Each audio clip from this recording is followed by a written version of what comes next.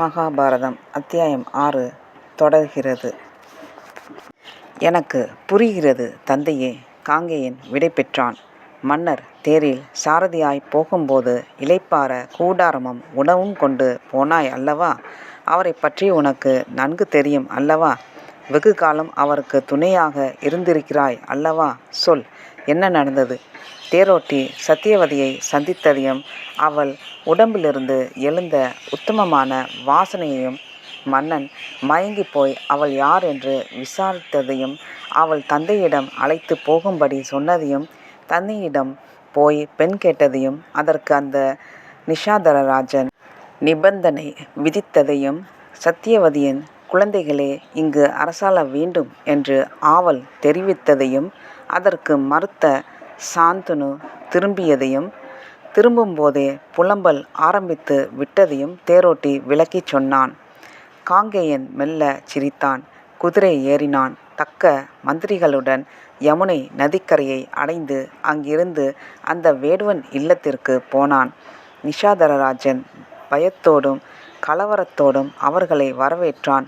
தவறு இருந்தால் மன்னிக்கும்படி வேண்டினான். எடுத்தவுடன் பணிவாக பேசிய வேடுவராஜனை கண்டு காங்கேயன் வருத்தப்பட்டான். என்ன பயம் உங்களுக்கு? சாந்தனு ராஜ்யத்தில் எதற்கு கவலை? உங்களை யார் என்ன செய்து விடுவார்கள்? அரசர் பெண் கேட்டு வந்தார். நீங்கள் நிபந்தனை விதித்தீர்கள். அது சரியாகத்தான் படுகிறது. அரசருக்காக நான் பெண் கேட்டு வந்திருக்கிறேன். அவருடைய மகனான நான் அவருக்காக அவர் நலனுக்காக உங்களிடம் வந்திருக்கிறேன். சத்தியவதிக்கு பிறக்கும் பிள்ளைகளே அஸ்தினாபுரத்தின் அரசாட்சியில் அமருவார்கள். நான் அவர்களுக்கு துணையாக இருப்பேன். இது சத்தியம் என்று கை தூக்கி சொன்னான். மந்திரிகள் திடுக்கிட்டார்கள். அந்த நிஷாதரராஜன் காலில் விழுந்தான். எப்பேற்பட்ட சத்தியத்தை செய்கிறீர்கள்? எவ்வளவு எளிதாக உங்கள் தந்தைக்காக அரச பதவியை உதறிவிட்டீர்கள். இளவரசன் என்ற பட்டம் சூட்டிய போதும் அதற்குண்டான எல்லா தகுதி இருந்த போதும் தகப்பனே முக்கியம் என்று உங்களுக்கு எப்படி தோன்றியது? ஆனாலும் உங்கள் சத்தியத்தின்பால் எனக்கு சந்தேகம் இருக்கிறது. மற்ற மந்திரிகள் கோபத்துடன் சீர பொறுமையாக இருக்கும்படி காங்கேயன் அவர்களிடம் சொன்னான். என்ன சந்தேகம்? இந்த பிள்ளைகள் அரசாள்வார்கள். அவர்களுக்கு பிறகு உங்களுக்கு பிறக்கும் பிள்ளைகள் இதை கட்டுப்படுத்துமா? யாரோ யாருக்கோ வாக்கு கொடுத்தார்கள். எனக்கென்ன என்று உங்கள் பிள்ளைகள் சீரமாட்டார்களா? இந்த பதவி எனக்கு வேண்டும் என்று வாள் உருவி வரமாட்டார்களா? செம்பட குலத்தில் பிறந்த சத்தியவதியின் பிள்ளைகள் எங்கே? உங்களுக்கு பிறக்கும் பிள்ளைகள் எங்கே? அவர்களுக்கு முன் எங்கள் குலத்து பிள்ளைகள் நிற்க முடியுமா? எனவே எங்கள் குலத்து பிள்ளைகளும் தொடர்ந்து அரசாள வேண்டும். இதற்கு என்ன செய்ய போகிறீர்கள்? வெகு எளிது, வெகு எளிது. எல்லோருக்கும் திகைத்து கங்கதத்தன் என்கிற காங்கேயனை பார்க்க அவன் வலது கையை தூக்கினான். இந்த உலகம் முழுவதும் கேட்கும்படியான ஒரு சத்தியத்தை உங்களுக்கு சொல்கிறேன்.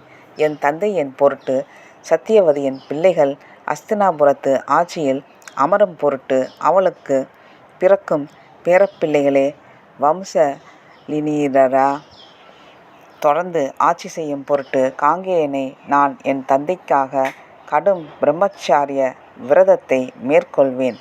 எந்த மாதரையும் மனதாலும் தீண்டேன். எனக்கு அரச பதவியும் வேண்டாம். இல்லற சுகமும் வேண்டாம். எனக்கு வம்சம் இராது. நான் நித்திய பிரம்மச்சாரியாக என் வாழ்நாள் முழுவதும் இருப்பேன் என்று உரக்கச் சொன்னான். பூமி மெல்ல அதிர்ந்தது. பல மரக்கிளைகள் முறித்து விழுந்தன. சில மரங்கள் வேரோடு சாய்ந்தன. சுற்றியுள்ள கந்தவர்களும் தேவர்களும் இந்த அதிர்ச்சி தாங்காது ஓலமிட்டார்கள். தேவர்கள் சட்டென்று கூடினார்கள். என்ன இது? எவ்வளவு பெரிய சத்தியத்தை செய்கிறான்! காங்கேயனுடைய வரலாறு பூமியில் நிச்சயம் பேசப்படும். பூமி இருக்கும் வரை காங்கேயனுடைய வாழ்க்கை சொல்லப்படும். இனி இவன் காங்கேயன் அல்ல, செயற்கரிய செயலை செய்தவன் பீஷ்மன். பீஷ்மன். அந்த இடம் முழுவதும் பீஷ்ம பீஷ்ம என்ற குரல் எழுப்பியது. அவரின் கழுத்தில் யார் கண்ணுக்கும் தெரியாத மலர் மாலைகள் விழுந்தன. நிஷாதரராஜன் காலில் விழுந்து மண்டியிட்டு தேம்பி தேம்பி அழத் துவங்கினான். உங்கள் மகளை அனுப்புங்கள், எங்கள் வீட்டு மருமகளை அனுப்புங்கள் என்று சொல்ல சத்தியவதி தானே முன்வந்து தன் மகனை வணங்கினாள்.